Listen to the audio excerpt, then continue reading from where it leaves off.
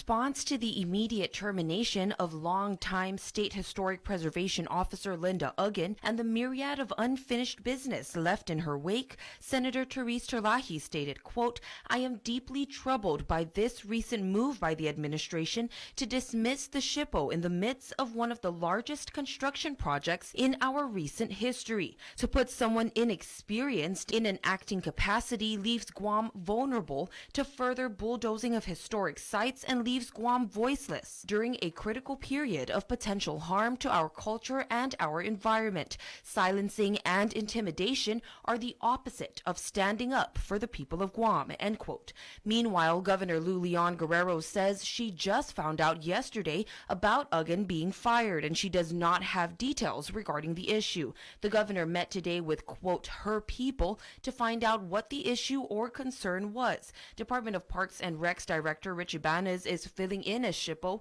but it appears as though he is not qualified. When asked about concerns over his lack of experience, Governor Leon Guerrero stated, quote, "I am going to look at the qualifications for SHPO and I'm thinking of putting someone else as acting and then putting out resumes for it," end quote. However, despite the hunt for a replacement SHPO in the heat of an ongoing debate against what local activist groups have called, quote, "the persisting desecration of sacred, historically and culturally significant sites and artifacts," the senator penned a letter to the governor on Wednesday relative to whether or not our Magahaga has approved the extended pause on clearing and construction at the LFTRC at the Northwest Field, a request made by Terlahi last week Wednesday and made again by now former SHPO Linda Uggan this past Monday. With a response from the governor pending, about 20 community organizations, businesses, and stakeholders have joined the fray to get proper analysis done